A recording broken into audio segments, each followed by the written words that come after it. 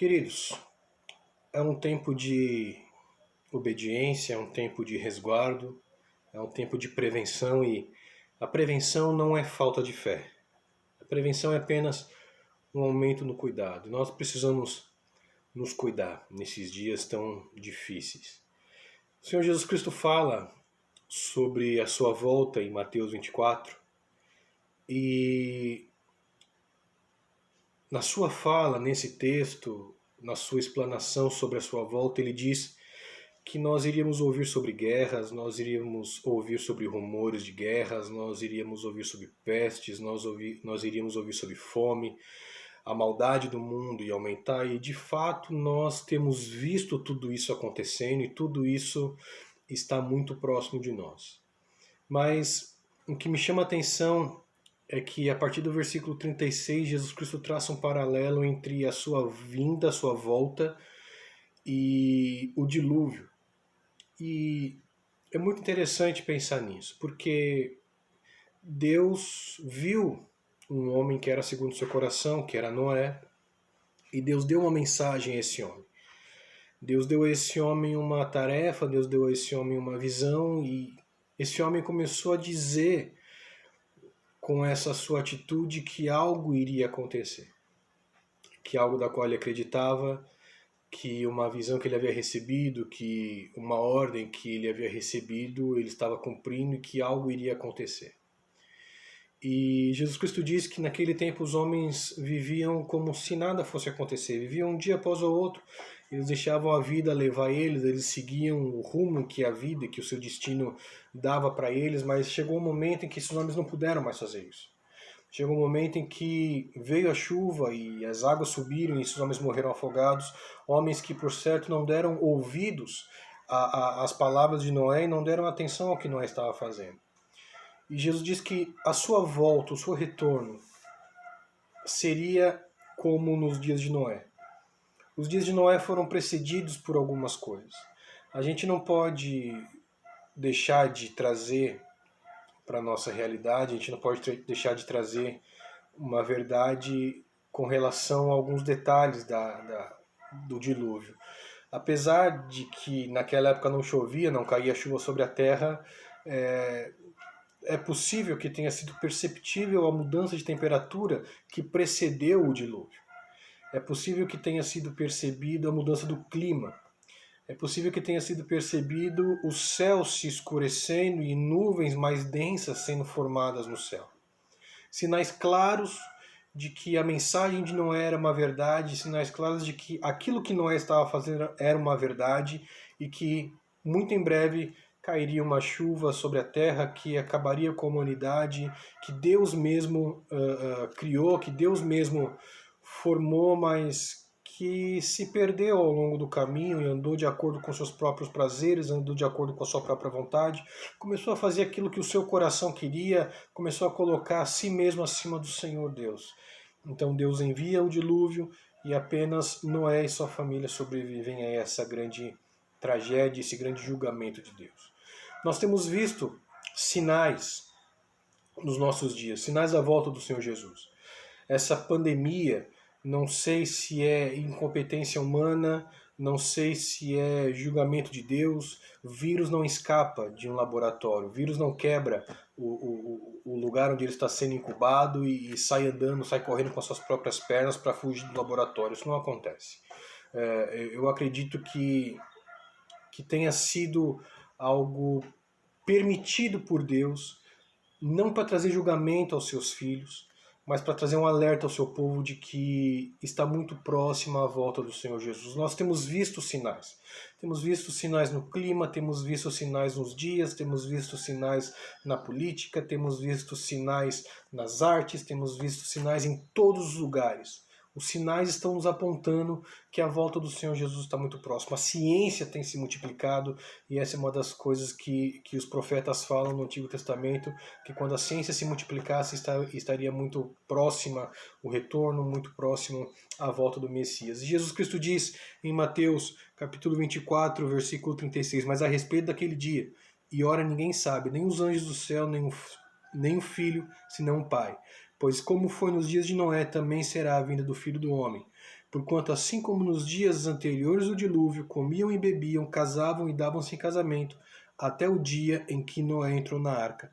E não o perceberam, senão quando veio o dilúvio e levou a todos, assim será também a vinda do Filho do Homem. Os homens não estão percebendo. Nós vivemos um tempo em que a humanidade está cega, a humanidade está surda, e infelizmente nós cristãos muitas vezes estamos mudos.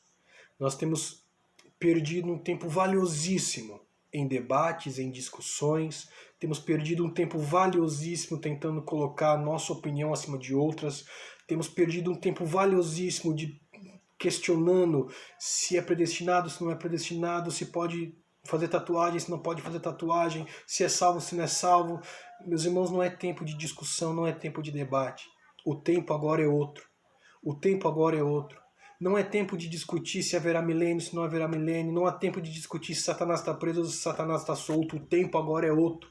O tempo agora é tempo de pregar. O tempo agora é tempo de anunciar a palavra de arrependimento. O tempo agora é de sermos como João Batista foi, uma voz que clamava no deserto, preparando a vinda do Messias, preparando a vinda do Senhor. O tempo agora é da gente clamar, o tempo agora é da gente orar, o tempo agora é da gente anunciar. É tempo, meus irmãos, vocês que estão nos assistindo, você que está me assistindo, você que está ouvindo essa mensagem, é tempo, o tempo agora é de dizer que Jesus Cristo é o único Salvador e que não há outro caminho para o Pai.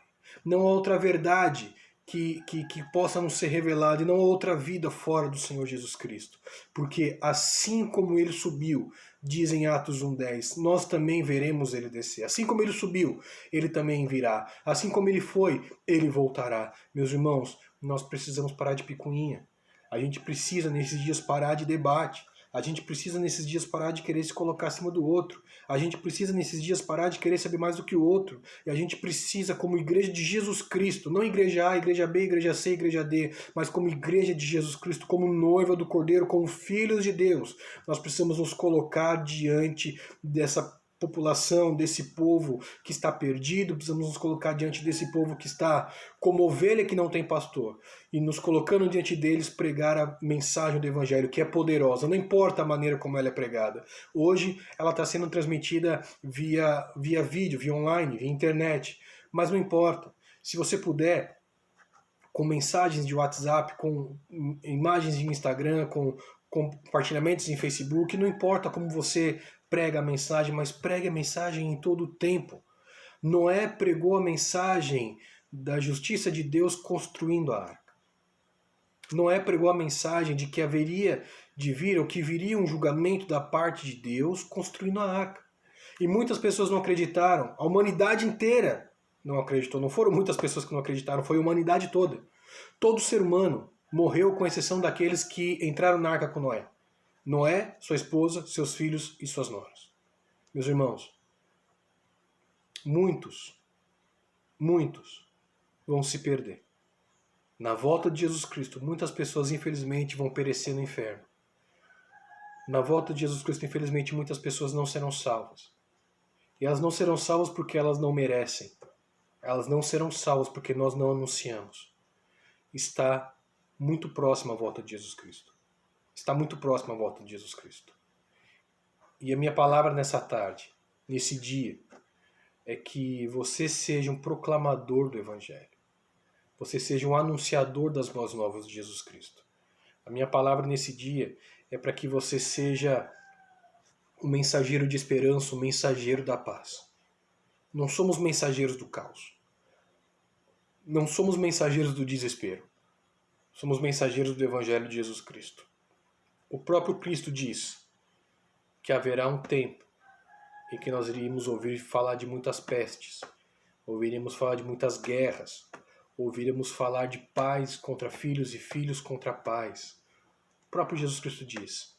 E ele também diz que essas coisas precederiam a sua volta, mas ainda não seria o fim. Essas coisas precederiam a sua volta, mas isso ele chama de o princípio das dores. É tempo de você colocar em ação o teu maior ministério. O teu maior ministério é a tua vida com Jesus.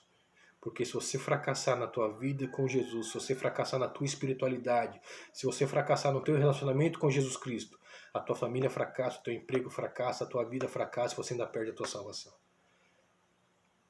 É tempo de você colocar em ação o teu maior ministério. Nesses dias em que nós temos que ficar em casa, temos acesso à internet, ouça pregações, não assista novela, ouça pregações. Não leia livros que não te trazem edificação espiritual, leia a Bíblia.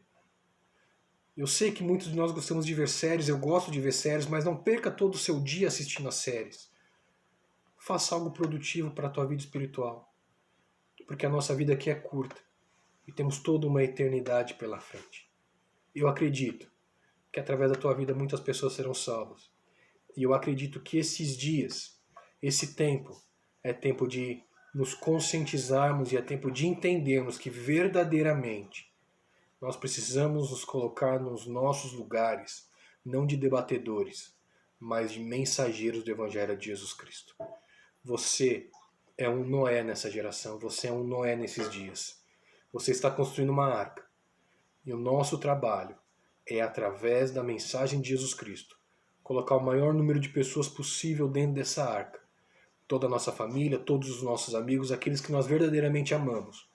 A esses, nós precisamos anunciar o Evangelho de Jesus Cristo. Que Deus te abençoe, em nome de Jesus.